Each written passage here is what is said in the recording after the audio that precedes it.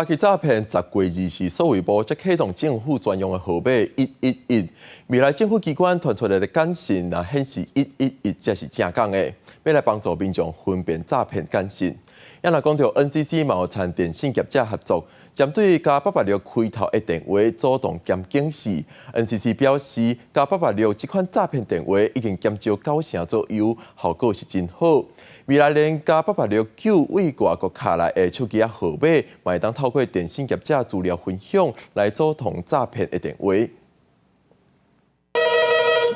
电话响啊，若发现是加886开头的电话，就要注意敢是诈骗。NCC 甲电信业者合作，为年中开始主动检警告，看起来是国际卡来的加886电话。NCC 表示，到单这类的电话已经成功减少90%左右。其实我坦白讲，上个礼拜我讲说，从整体的趋势来看，以后这个诈骗集团要用境外电信语音的诈骗，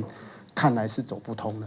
另外，进前若是出现加886 9开头的电话，有可能是民众为国外使用伴游卡电话登来台湾，所以较歹分辨真也假，所以是用接电话进前警告的方式提醒民众爱细致。不过，现主是三大电信业者合作，会当透过互相分享家己的用户，敢真正是登咧国外伴游来阻挡这通电话。发话号码这个用户他目前的状态哦，假设这个状态呢，他属于他目前的在国外，那当然这通电话就很正常啊。那假设他不在国外的话，那这样子这通电话就有点奇怪，可能应该就是伪冒的。所以我们基于这样子的一个机制来看的话，我们就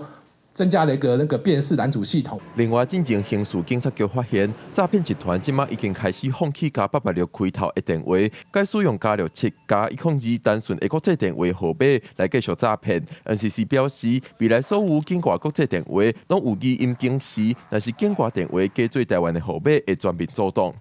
记者郭文霞、桂林台北报道。